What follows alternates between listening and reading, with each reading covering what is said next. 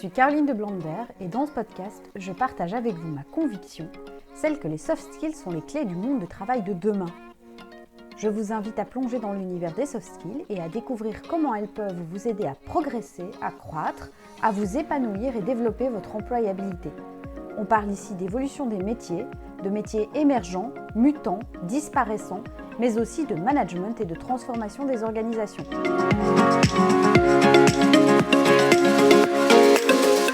Bonjour Romain, sois le bienvenu dans le podcast Inspiration Soft Skills. Nous allons aujourd'hui partager avec toi autour d'une soft skill qui te tient à cœur, celle de la communication empathique. Bonjour Caroline, merci de me recevoir sur Inspiration Soft Skills. Romain, tu nous viens de La Réunion, où tu as déménagé, je pense, il y a un petit peu plus d'1 an, je crois. Tu es masseur, kinésithérapeute, ostéopathe, tu es formateur en premier secours en santé mentale et tu as une passion pour le théâtre d'improvisation. Tu as particulièrement développé tes compétences en communication, notamment l'écoute, l'empathie. Est-ce que tu souhaites peut-être compléter cette présentation ? Oui, je veux bien, juste pour vous parler de ces compétences d'écoute et d'empathie. Ce sont pour moi des compétences qui sont là depuis tout petit, en tout cas que je développe depuis tout petit. Quand j'étais jeune, j'observais beaucoup, j'analysais les réactions de mes copains, de mes enseignants, de mes parents. Et au début, j'étais plutôt dans une sorte de compassion. Quand je voyais quand quelqu'un souffrait, ça me faisait du mal, j'étais triste et du coup, je lâchais beaucoup mes idées pour soulager, pour aider l'autre. Et je souffrais voilà, de ce malheur-là un peu. Et c'est peut-être pas un hasard si je suis devenu par la suite professionnel de santé qui est là donc pour aider les autres. Mais dans ma vie, donc à peu près au moment du concours au kiné, il y a eu comme un point de bascule où là, il y a eu je sais pas, quelque chose qui s'est révélé chez moi en disant stop, j'en ai marre, je ne suis pas moi, je veux redevenir moi. Et c'est au même moment où j'ai commencé le théâtre classique d'abord. Et j'ai appris pas mal de choses, hein, à prendre la parole, à être regardé, à prendre une place sur scène, voilà. Et à développer cette sorte d'empathie plutôt que de compassion. C'est voilà, de comprendre ce que vivent les autres sur scène, les personnages et tout ça. Et c'est vrai que je prenais beaucoup de plaisir. Alors c'était stressant au début, mais à la fin j'étais vraiment une sorte de bonheur, de satisfaction après ces ateliers théâtre. Et je voulais peut-être juste aussi rajouter que ce théâtre, après, je me suis tourné vers le théâtre d'improvisation qui me convenait encore plus puisqu'il n'y avait pas le texte à apprendre par cœur et le peur de ne pas donner la bonne réplique et du coup que mon copain m'en veuille que j'ai pas donné la bonne réplique. Là, vraiment, le théâtre d'improvisation, tout est libre, on ne peut pas m'en vouloir, je ne peux en vouloir à personne, on improvise. Et pour moi, cette pratique, c'est un vivier pour développer toutes sortes de soft skills et l'écoute du partenaire pour mieux construire, l'empathie pour ressentir les émotions des différents personnages, pour moi sont deux soft skills que j'ai continué à développer dans cette pratique, avec bien sûr parsemé d'audace, hein, de monter sur scène, parfois 300 personnes dans le public, et bien sûr de la créativité qui me suit aussi depuis tout jeune. Yes, quel parcours. Donc tu nous as mentionné le fait d'avoir musclé tes compétences d'écoute, d'empathie, d'audace, de créativité, mais tu es particulièrement expert sur la soft skill communication et l'empathie en particulier. Est-ce que tu peux nous en dire un tout petit peu plus sur la définition de ces soft skills finalement, communication et empathie, et ce que ça recouvre pour toi ? Alors l'empathie, je me suis intéressé pour l'écriture d'un livre qu'on va parler peut-être prochainement, qu'on a coécrit ensemble et avec d'autres. Et en fait, ce chapitre s'appelle vraiment Communication empathique et montrer que c'est un outil vital pour notre santé. Là, je vais juste revenir donc, sur cette communication empathique. Pourquoi? Eh ben, peut-être d'abord, je vais expliquer la définition de l'empathie que j'avais, qui était juste se mettre à la place de l'autre, comprendre l'autre. Et finalement, cette définition, elle s'est enrichie quand j'ai interviewé Florence Deluzan, coach en neurosciences et praticienne en soft skills, qui, pour elle, avait dans cette empathie non seulement la capacité de comprendre et de reconnaître les sentiments de l'autre, mais aussi d'imaginer ce que l'autre vit sans qu'il ait de transfert sur soi. Et avec Florence, m'expliquait que dans la communication empathique, donc là quand on enclenche cette communication à l'empathie, il y a ce qu'on appelle une démarche active. Nous ne sommes plus uniquement passifs à observer, analyser comme j'étais petit, à juste regarder ce que vivaient les autres. Là vraiment quand on commence à mettre une communication empathique, et ben là il y a de l'action. Donc on agit pour aider l'autre et notamment à cheminer sur ses propres ressentis. Pour bien comprendre, je vais faire un peu le parallèle avec la compétence d'écoute que peut-être plus de personnes connaissent. Et ben si on écoute tout simplement, bah, ça serait quoi? Ben, ça serait laisser l'autre parler et nous on l'écoute sans l'interrompre ou on pose une petite question de temps en temps, mais c'est l'autre qui parle et nous on écoute. Maintenant, si on fait de l'écoute active, bah là, on est vraiment plus l'approche centrée sur la personne que Carl Rogers a mis à jour, en place en tout cas. Et donc là, on va non seulement l'écouter, mais on va être acteur et on va reformuler des phrases qui ont été dites pour essayer d'aller plus loin. On va clarifier pour voir si c'est bien ça qu'on a compris, pour éviter tout jugement. Et par ces reformulations, par ces clarifications, on va aider en fait la personne à cheminer sur ses propres réflexions. Et donc là, il y a dans cette communication, dans cette écoute active, il y a la démarche active où je vais aider l'autre à cheminer. Et donc dans la communication empathique, on va dire optimale, hein, parce que comme toute soft skills, il y a forcément, soit on les développe un peu, beaucoup, ou c'est un muscle qui est très musclé chez nous. Par exemple, on parlait du top 5, quoi. Donc si on avait vraiment la communication empathique dans notre top 5, et ben là-dedans, moi j'y mettrais de l'écoute active, le combo empathie, sincérité, bienveillance, mais aussi l'assertivité. C'est celle qui nous protège justement en s'affirmant, parce que quand on communique, eh ben, on écoute, mais on donne aussi. Donc il faut aussi pouvoir s'exprimer. Et après, bien entendu, l'intelligence émotionnelle, cette capacité pour vraiment être au plus juste de ce qu'on voit chez l'autre et ce qu'on ressent, donc au plus juste des sentiments et émotions. Donc tu as ici évoqué des soft skills mères, des soft skills sœurs, pas mal de soft skills sœurs, assertivité, intelligence émotionnelle, l'empathie, le fait de pouvoir aider l'autre à reformuler, à clarifier et à l'aider à cheminer dans ses réflexions. Pourquoi toutes ces compétences, pour toi, sont essentielles et sont importantes dans notre société actuelle? On parle sans arrêt de la société VICA ou VUCA, selon qu'on l'utilise en français ou en anglais, les évolutions des métiers, etc. Pour toi, pour quelles raisons c'est si important de développer ces Bah compétences-là? pour reprendre le monde VICA dont tu parles, ben, ça crée une certaine instabilité pour beaucoup d'entre nous, sauf si on développe cette faculté à s'adapter à n'importe quelle situation.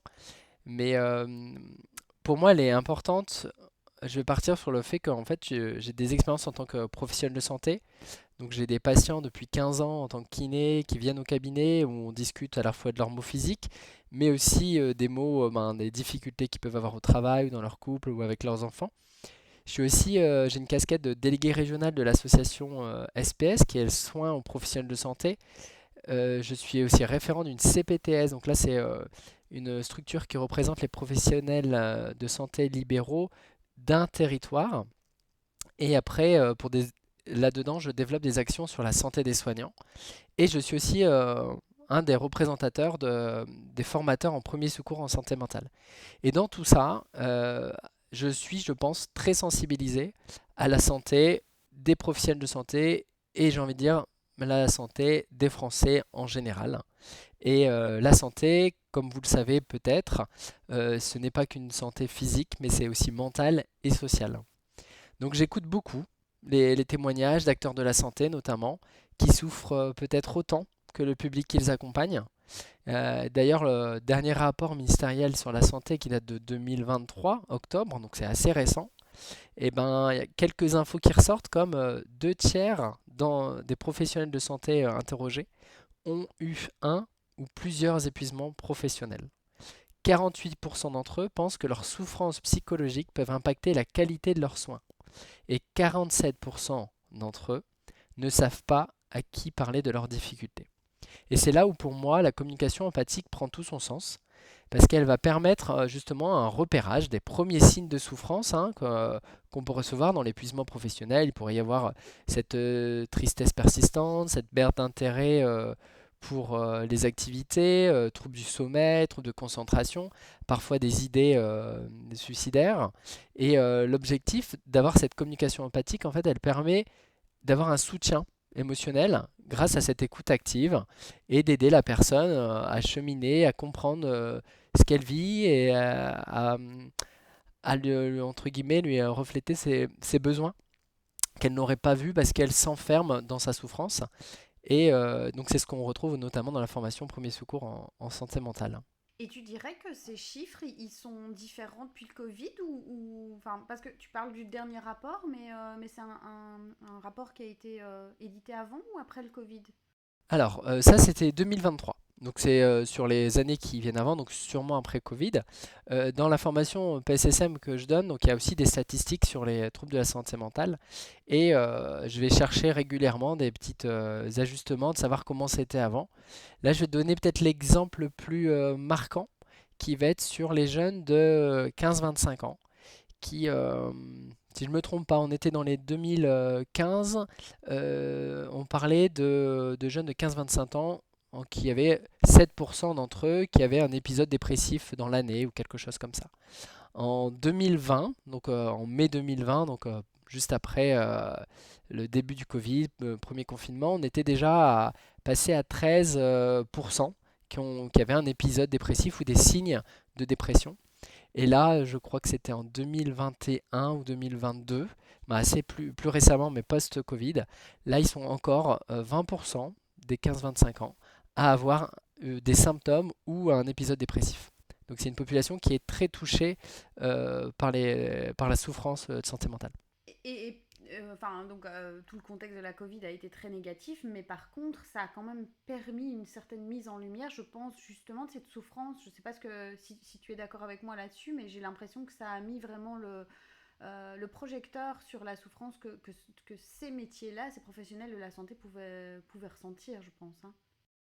Bah, je pense que ouais, moi, je le vois comme comme toi, mais comme un révélateur un peu des souffrances qui étaient déjà présentes. Hein. Faut pas croire que le monde était tout bleu avant le Covid et qu'il est devenu noir, mais en tout cas révélateur et amplificateur pour moi. Il appuyait là où ça faisait mal, et donc du coup, comme il n'y a rien qui était actuellement présent pour aider cette souffrance mentale, ben du coup, ben ça ne fait qu'empirer, je pense. Et je reviens à ce que tu disais tout à l'heure au niveau de la communication et de l'empathie. Tu parlais du top 5 des soft skills et du fait que les soft skills pouvaient être musclées, que certaines étaient plus développées ou développées vraiment de manière très, très, très importante chez certains. Toi, c'est quoi ton top 5 des soft skills pour revenir un petit peu sur les compétences que toi, tu as développées? Ah, les miennes! Oh là là!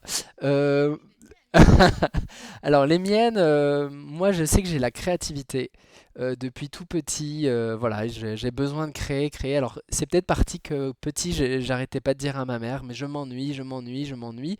Et ça a peut-être aussi ouais, forgé une sorte d'aller chercher de la créativité, toujours à trouver des idées pour éviter l'ennui, quoi. Et après avec le théâtre, alors là ça, j'ai pu exploser ma créativité. Et en fait, je pars vraiment sur. J'aime bien ce terme d'inspiration soft skills que tu proposes, Caroline, parce que pour moi, la vie est inspiration. Et dans le théâtre d'improvisation, comment on improvise en fait sur rien, c'est très difficile. Donc toujours on s'inspire par exemple un mot du public qui veut rien dire, mais ce mot va ouvrir une fenêtre dans notre cerveau qui va dire allez tiens je vais aller là-dedans et on va créer quelque chose, une histoire qu'on n'a encore jamais jouée. Et donc pour moi voilà, la créativité c'est vraiment la première. Donc il y a l'écoute qui est toujours là, hein. Je suis quelqu'un qui est vraiment souvent à l'écoute, l'empathie avec tout ce qui est autour de la bienveillance, bientraitance, l'entraide. Et qu'est-ce que je pourrais avoir mettre d'autre? Je pense que j'ai développé le côté organisation que j'avais pas au début.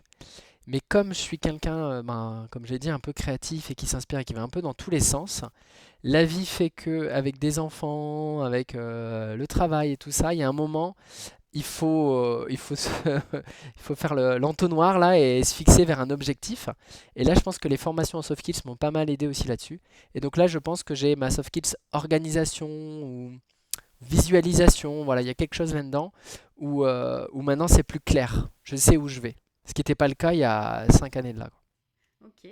Mais ce qui est intéressant, c'est que tu montes ton top 5 des soft skills en montrant qu'il y en a certaines que tu avais depuis enfant, la créativité par exemple, et certaines que tu as développées plus récemment. Alors justement, la particularité des soft skills, c'est qu'on les compare souvent à un muscle qui peuvent être développés, entraînés, et donc justement, on peut se mettre des défis, on peut se mettre un programme d'entraînement pour pouvoir développer ces soft skills. Et ce serait quoi pour toi, du coup, les pratiques, les bonnes pratiques, les conseils que tu pourrais donner pour développer la soft skill communication ou empathie ou écoute aux personnes qui nous écoutent? Quels sont les défis qui pourraient peut-être relever pour développer cette soft skill? Alors pour la communication empathique, qui pour moi on va dire c'est une soft skills qui en regroupe plusieurs, donc je la nomme comme ça, mais et en fait on va dire je vais parler d'abord aux habitués des soft skills, ceux qui ont l'habitude de faire des mind maps, donc imaginez bien communication empathique au milieu de cette mind map avec des lignes qui vont à droite, à gauche. Il y aurait une ligne qui va vers la soft skills écoute. Donc pour développer la communication empathique, il va falloir développer votre écoute. Donc pour laisser la personne s'exprimer. Donc en gros, savoir se taire, savoir laisser du silence, savoir aussi de manière non verbale être présent à l'autre, être sur l'instant présent. Votre sincérité pour lier un lien de confiance. Quand vous communiquez avec une personne, faut pas qu'elle se sente jugée non plus, et il faut que vous soyez sincère avec ce que vous ressentez, vos valeurs. La bienveillance qui complète sur le fait d'éviter tout jugement, d'être bienveillant, d'accepter l'autre tel qu'il s'offre à vous avec ses difficultés, ses souffrances. L'empathie pour mieux le comprendre, parce que on peut se dire, minimiser, mais c'est bon, toi tu as tout ce qu'il te faut dans la vie, pourquoi tu te plains encore? Et en fait, ben non, non, non, il a le droit de se plaindre, c'est sa souffrance à lui, elle lui est propre. Et donc de se dire, ok, même si j'ai l'impression qu'il a plus de chance que moi, je vais quand même être empathique et comprendre que lui, à son niveau, pour lui, lui, il souffre, mais voilà, moi je reste, je me protège, et c'est là où l'assertivité, donc du coup, intervient pour se protéger, parce que en tant que soignant, ça parlera aux soignants, mais peut-être aussi à d'autres, hein, qui sont beaucoup dans cette écoute, et c'est qu'en fait, on puise. Les personnes qui sont en souffrance ont besoin d'énergie, et on a l'impression qu'il faut leur donner la note pour les aider. Sauf que, d'expérience et de témoignage aussi, en fait, donner notre énergie à l'autre, en fait, c'est aussi perdre une possibilité de continuer à l'aider. Donc il faut juste pouvoir l'écouter, le comprendre, tout en restant à sa place et tout en, comment dire, ouais, se protéger, leur donner des limites. Alors, bon là, écoute-moi, mais là aujourd'hui, je suis pas disponible pour t'écouter parce que je viens de vivre une journée très compliquée. Est-ce que tu es d'accord qu'on s'appelle demain? Voilà. Et ça, c'est aussi faire preuve d'assertivité, de savoir dire non, même à quelqu'un qui est en souffrance. Bon, sauf si c'est une urgence, bien évidemment, mais de pouvoir reporter cette conversation si on n'est pas disponible.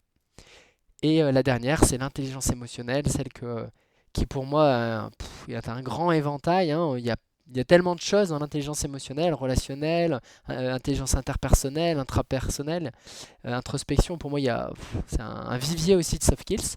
Mais si je devais la nommer, celle-là, pour la travailler, ce serait déjà de connaître les différentes émotions. Il n'y a pas que la joie, peur, colère et tristesse, il y en a plein d'autres. Et après, de pouvoir aussi prendre conscience quelle émotion je ressens quand quelqu'un me dit ça, quand il vient de se passer ça, ça me fait quoi chez moi. Et après, de pouvoir l'exprimer. Dire, tu sais, quand tu m'as fait ça, bon, c'est un peu dur à dire, mais j'étais pas, ça m'a mis beaucoup de colère. Voilà, et c'est des choses que j'essaye de développer auprès de mes enfants, cette intelligence émotionnelle. Et c'est intéressant, bon, ils sont encore jeunes, mais ce qui est intéressant, c'est que du coup, ça limite, j'ai l'impression, les crises, puisqu'au lieu d'arriver à la crise, ils vont dire, eh ben, je suis en colère. Et du coup, là, tout de suite, ça désamorce, on a compris ce qui se passait, quoi.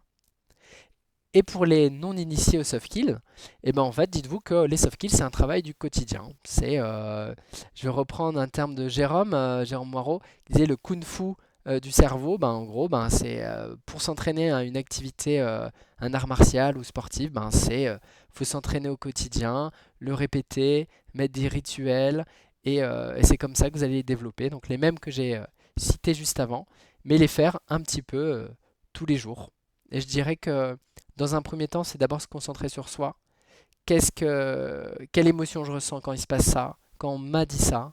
Euh, et après, de réfléchir aux mots qui ont été dits, au ton de la voix, l'attitude de la personne. C'est quoi qui m'embêtait le plus? C'est les mots, le fait qu'il me parle de ce ton condescendant, ou est-ce que c'est son attitude, qui c'est-à-dire qu'il me parle mais sans me regarder. Et après, voilà, de se concentrer déjà juste au quotidien sur les communications que vous pouvez avoir avec tous vos proches, vos collègues. Et après, moi j'aime bien, c'est mon côté physique, mais de se rapprocher au corps. Qu'est-ce que ça fait dans ton corps? Et après, peut-être un des exercices le plus difficiles, et je pense qu'on a tous à y travailler, c'est de mettre nos jugements de côté. Quand on voit quelque chose, quand on vit quelque chose, de pouvoir dire, ok, je vais éviter de juger, j'accepte que la personne peut dire ça, peut comprendre ça. Et ça, c'est peut-être le plus difficile.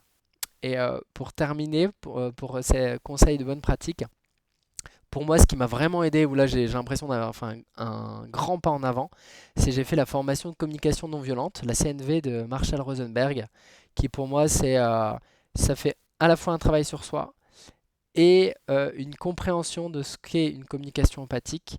Et comme dit Marshall Rosenberg, en fait, d'essayer de prendre régulièrement le rôle de girafe.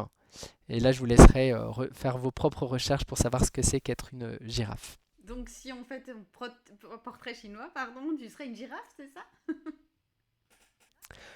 Ouais, en tout cas, je sais pas si je serais un girafon, mais qui a envie de devenir girafe. Vraiment, je ferai l'effort pour essayer de le devenir. Yes. Mais, et donc, tu accompagnes tes propres girafons de girafons en tant que parent dans toute la dimension d'intelligence émotionnelle. Je pense pas qu'on ait beaucoup de personnes qui s'inscrivent à la newsletter Inspiration Soft Skills en tant que parents avec cet angle-là. C'est avant tout des professionnels, des managers, des formateurs. Mais est-ce que tu aurais un conseil en tant que parent pour développer l'intelligence émotionnelle des enfants en dehors de ce que tu as évoqué, qui est au moins de nommer l'émotion en tant qu'enfant pour désamorcer les choses? Eh bien, déjà, je suis persuadé que les managers sont peut-être aussi parents, donc ça peut aussi les aider. Et après, donc un conseil de plus pour les parents, il y a une psychomotricienne qui m'a partagé ça parce que dire est-ce que tu es en colère ou triste ou peur, en fait, c'est difficile pour un enfant, alors surtout moins en dessous de 7 ans. Et en fait, elle m'a dit, il faut essayer de diviser cette émotion. C'est-à-dire dire, tu as dit ou tu as fait, par exemple, tu as tapé ton frère, tu as dit ça, et qu'est-ce que tu as pensé quand tu as fait ça? Donc d'abord, qu'est-ce qu'elle a dit, qu'est-ce qu'elle a fait, l'observation, les faits. Qu'est-ce que tu as pensé en faisant ça? Est-ce que c'était tu lui en voulais? Non, non. Et à la fin, qu'est-ce que tu voulais réellement? Donc pour donner un exemple, qu'est-ce que tu as dit ou qu'est-ce que tu as fait? Tu as tapé ton frère, tu l'as insulté. Qu'est-ce que tu pensais? Ben moi, je voulais avoir ce jouet, je voulais pas qu'il me le prenne et je voulais avoir ce jouet. Qu'est-ce que tu voulais réellement? Je voulais être respecté, je voulais pas qu'il me prenne mon jouet sans me le demander. Et du coup, l'émotion qui est sortie, bah, c'était peut-être la colère, voilà. Et tu peux même faire après ça sur une feuille, et l'enfant se dessine, lui, et après, toi, tu écris en tant que parent ce que je viens de te dire. Et comme tu peux même après le réafficher, l'enfant se dit, ah ouais, tiens, ça c'est quand j'étais en colère. Et donc ça, je trouve que ça m'a vachement aidé en tout cas en tant que parent. Bah, on attendra les retours en tout cas des auditeurs. Moi je testerai en tout cas à titre perso. Un grand défi en tout cas. Mais revenons à toi. Oui, bah, le parent, c'est un Oui. défi. Mais ce qui est intéressant, c'est qu'on apprend plein de choses pour son secteur professionnel par la suite aussi. Revenons à toi. Est-ce que, enfin, tu pourrais nous dire ce qui t'a amené dans ton parcours à t'intéresser à cette compétence en particulier? Tu l'as expliqué un petit peu au travers de ton enfance, Mais est-ce que tu peux revenir sur ton parcours peut-être et des éléments clés? Mm. Eh ben, je vais repartir de ce que j'ai appris sur moi en faisant la formation communication non violente, là, la CNV, où finalement on fait toujours des choses pour répondre à nos besoins, des besoins fondamentaux, des fonctions de vie, voilà. Et le mien, je pense que c'était ce besoin d'être écouté. Et au-delà d'être écouté, c'est d'être visible, entendu. Et derrière un autre besoin qui maintenant est un peu plus satisfait, notamment grâce au théâtre et puis un travail sur moi, c'était ce besoin d'exister. De dire ouh, je suis là. Et je me souviens quand j'étais jeune, à chaque fois qu'il y avait une caméra, il fallait que je me mette devant. Donc j'avais vraiment ce besoin-là. Et donc du coup, pour exister, en fait, j'ai utilisé des stratégies d'essayer de plaire entre guillemets aux autres et que les autres s'intéressent à moi. Et de cette manière, j'évitais le conflit, parce que le conflit nous amène plutôt à une rupture de l'autre. L'autre n'a plus trop envie de revenir avec nous. Alors que si on écoute l'autre et qu'on essaye de lui plaire ou de créer un lien, et ben en fait, bah, j'ai un peu développé cette communication d'écoute et d'empathie en essayant de mieux comprendre l'autre pour qu'il s'intéresse à moi et de devenir enfin, un être sociable et social. Et du coup, j'étais quelqu'un qui s'entourait beaucoup d'amis. Et du coup, un autre besoin, c'est ou plutôt une peur qui arrivait par la suite, c'est la peur d'être seul. Et donc, c'est d'autres choses aussi sur lesquelles je travaille encore. Parce que du coup, ça en était devenu vraiment, pour répondre à ce besoin, c'était devenu une bouée de secours. Ben, si je suis pas seul, tout va bien, mais dès que je suis plus seul, après, dès que je suis seul, après, ça devenait compliqué. En tout cas, je l'ai développé. Et je suis allé là-dedans parce que en fait, ça a répondu à mes besoins. Voilà, d'exister, d'être social, d'avoir des amis. Et après, je me suis formé. Voilà, parce que je suis quelqu'un encore aussi de curiosité, j'aurais pu le rajouter dans mon top 5. Et je me suis formé en plein de choses, notamment en soft skills. C'est là qu'on s'est rencontrés avec Jérôme Moirot. Je me suis formé en écoute active de Carl Rogers. Je me suis formé à la CNV et encore bien d'autres de formations, l'analyse transactionnelle, des choses de coaching et tout ça. Et, euh, et en fait, j'ai trouvé énormément de réponses. Et maintenant, j'ai une communication empathique qui est consciente, alors qu'avant, elle était inconsciente. Et maintenant, je sais quand je l'utilise et je sais aussi quand je n'y arrive pas. Parce que voilà, c'est comme toute soft skills, on a un objectif, on vise vers ça, mais il y a parfois il y a des choses qui nous empêchent d'être girafe. Et là, on devient un chacal, comme dirait Rosenberg. Et ben, c'est le moment où on est fatigué et on n'a plus la capacité, où on nous impose des choses, et du coup, là, on éclate un peu. Et ça aussi, il faut l'accepter. C'est des moments où on est moins bien, et après on reprend le chemin de la girafe et tout se passe bien. Mais peut-être juste pour dire un élément, si je peux, c'est que au début, pour moi, d'avoir une soft skills communication, ben, ou de savoir communiquer, hein, en fait, c'était pour moi, c'est quelqu'un qui était beau parleur, hein, qui était séducteur, hein, sûr de lui. Et pour moi, c'était ça. Ah, tiens, lui, il sait bien communiquer, il rougit pas quand il parle et tout ça.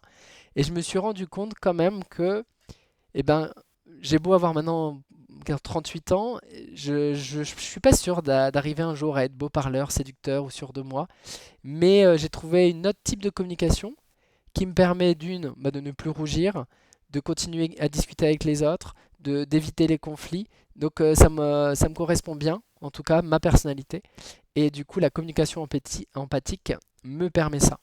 Et de gérer en plus toutes ces émotions qu'on peut, euh, qu'on peut garder sur nous quand on ne communique pas, quand on s'isole et qu'on souffre seul dans son coin de peur de dire les choses, de peur.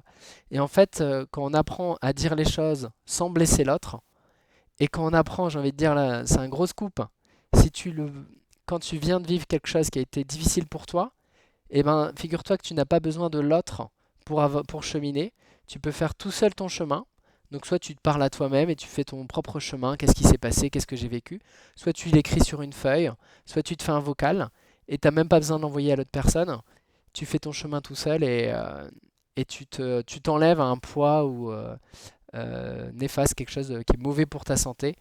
Et en fait, et ça suffit. Mais ce que tu dis sur la communication et le fait que finalement c'est développer son propre style de communication, c'est très intéressant parce que ça permet aussi de désacraliser ce côté un peu prise de parole, etc., que beaucoup redoutent, comme tu le disais. Euh, et je pense que ça passe d'abord par une introspection pour aller vers la communication aussi dans un deuxième temps, la connaissance de soi pour aller vers la communication dans un deuxième temps et se laisser accepter que son style de communication ce soit ça, en toute sincérité, hein, comme tu le disais tout à l'heure. Et je pense que tous ces éléments mis bout à bout font qu'on peut peut-être plus facilement prendre la parole et communiquer plus facilement avec son style à soi. C'est intéressant.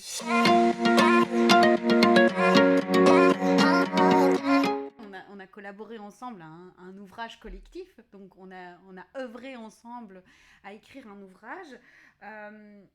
Quelles sont pour toi les compétences que tu as développées dans le cadre de cette aventure? Alors Caroline, il faut savoir que toutes mes années de collège et lycée, je passais mes soirées avec ma mère dans la cuisine. Et pour te dire si je m'en souviens, c'est que ça m'a marqué, voire traumatisé. Et que pour finir des rédactions qu'il fallait rendre le lendemain, tellement je procrastinais.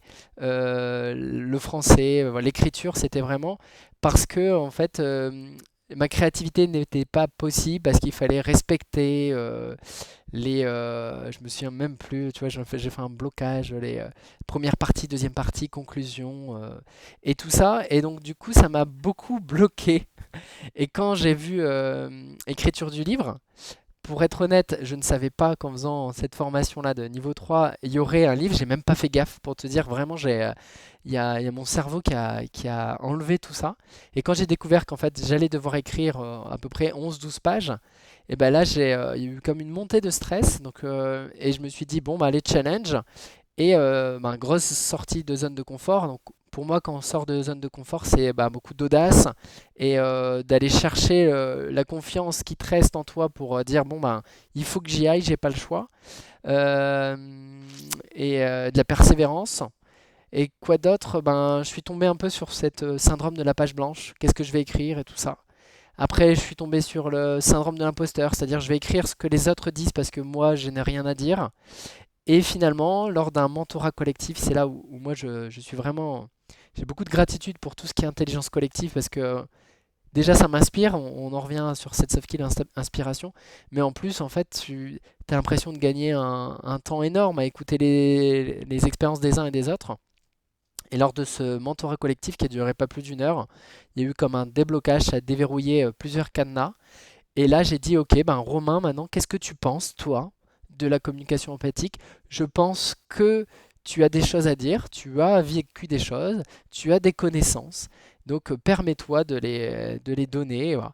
Et donc du coup, on va dire que j'ai développé la confiance en moi, peut-être l'estime de moi. Et après, voilà, l'écriture. Et on va dire ce que j'ai bien aimé, c'est ce côté, quelqu'un avait partagé d'écrire plusieurs thématiques, une sorte de plan de ton chapitre. Et sur chaque thématique, en fait, tu mets des choses qui te viennent au jour le jour. C'est-à-dire, on était lundi, ah bah tiens, j'ai une idée pour la thématique là, et je note. Le lendemain, tiens, ah j'ai cette thématique là, et sans encore avoir vraiment comment ça va se faire ce chapitre. Et du coup, c'était vraiment noter des idées.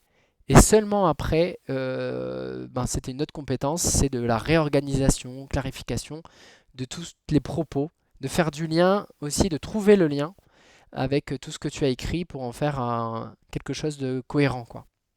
Et tu dirais quelle a été la réponse finalement à la question qu'est-ce que tu as envie de dire, enfin, quel est le message que tu as envie de faire passer, Romain, sur ta thématique, sur la communication Alors, empathique? le message, peut-être le premier, c'est que j'ai envie de dire que ça n'a pas été simple pour moi que de développer cette soft skill. C'est que je suis passé par différentes périodes, parfois difficiles, mais que c'est aussi cette soft skill qui m'a permis de sortir de ces périodes difficiles.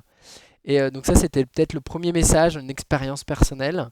Et le deuxième message, c'est en fait, comme toutes les soft skills, hein, il y en a on a un top 5 qui sont plus faciles, mais il y en a d'autres qu'on peut développer. Et je suis persuadé que la communication empathique est peut-être un type de communication qui est vraiment universel, que tout le monde, voilà, avec plus ou moins de travail, peut développer et qui vous sort pas tant de votre zone de confort. Ce qui vous demande pas tant d'audace puisque juste vous évitez justement les conflits en essayant de vous mettre à la place de l'autre, de comprendre l'autre et en plus vous exprimez ce que vous avez envie de dire. Donc derrière ça, il y a aussi quelque chose de très sain, proche de la santé. Voilà, donc c'est peut-être le deuxième message. J'ai envie de dire que n'ayez pas peur. Si vous avez des difficultés à communiquer, intéressez-vous à la communication empathique et aux soft skills qui en découlent. Et vous verrez, peut-être votre vie, et je vous le souhaite, sera plus sereine. Et tu prépares aussi du coup une conférence liée à cette thématique-là. Comment est-ce que tu t'y prends pour préparer cette prise de parole en public? Et ben là, j'ai un peu toujours pareil, syndrome de la page blanche. Qu'est-ce que je vais écrire? Finalement, je reprends ce que j'ai vécu pour le livre. J'ai plein d'idées. Donc là, je suis un peu dans le côté théâtre. Je me dis, est-ce que je ferais pas des personnages? Et donc là, je commence à réfléchir quels sont les personnages qu'on pourrait revoir dans notre quotidien, et notamment professionnel cette fois-ci. Là, je vais m'orienter un peu plus vers le professionnel pour la conférence, et en me disant, mais quel collègue, quand un collègue réagit, par exemple, qui est tout le temps en train de râler, finalement, comment communiquer avec quelqu'un qui a tout le temps envie de râler, et quel est son besoin derrière. Quelqu'un qui est timide et qui n'ose pas dire, mais qui dit oui à tout le monde, comment on peut faire pour l'aider? Pour la sortir de là, pour éviter peut-être qu'elle tombe vers un isolement et vers un trouble de la santé derrière. Donc voilà, j'essaye de réfléchir à tout ça et je me demande aussi là de faire ce lien. J'ai envie de faire quelque chose qui monte crescendo et j'ai envie aussi que, qu'avec le public, qui est comme on va vivre un moment. Voilà. Et ça, je réfléchis encore, donc je ne spoil pas et aussi parce que j'ai pas encore non plus les réponses, mais en tout cas je chemine là-dessus, sur comment je vais faire pour créer un moment de 20 minutes avec mes spectateurs et spectatrices. Et pour vivre ce moment, eh bien, moi, je vous propose de nous retrouver en tout cas le 28 septembre, puisqu'on sera à Paris pour ce moment, enfin cette journée d'intervention et de conférence. Et les participants auront l'occasion de découvrir le livre en même temps. Donc voilà, je ne sais pas si Romain, tu souhaites ajouter quelque chose avant qu'on clôture ce moment d'échange. Est-ce qu'il y a une question peut-être que tu aurais souhaité que je te pose et que je n'ai pas abordé avec toi? Eh bien, je trouve que non, c'était très riche. Là, comme ça, j'ai pas d'autres questions. Je te remercie. Et je dirais juste, je vais reprendre une citation qui était dans mon livre, qui est celle d'un consultant et qui est devenu un ami, Benoît. Et en fait, il m'a proposé cette citation qui me parle bien. C'est penser l'avenir, poser la cible, apprendre, viser, régler, s'entraîner, réussir. C'est ça, paramétrer le succès. Et pour moi, c'est ça le chemin pour aller vers une communication empathique. Pensez à ce que ça peut faire chez vous. Posez sur qui vous allez communiquer de manière empathique. Apprenez en expérimentant.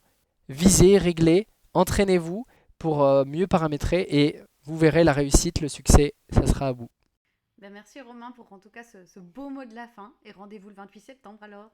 Merci, à très bientôt. À bientôt.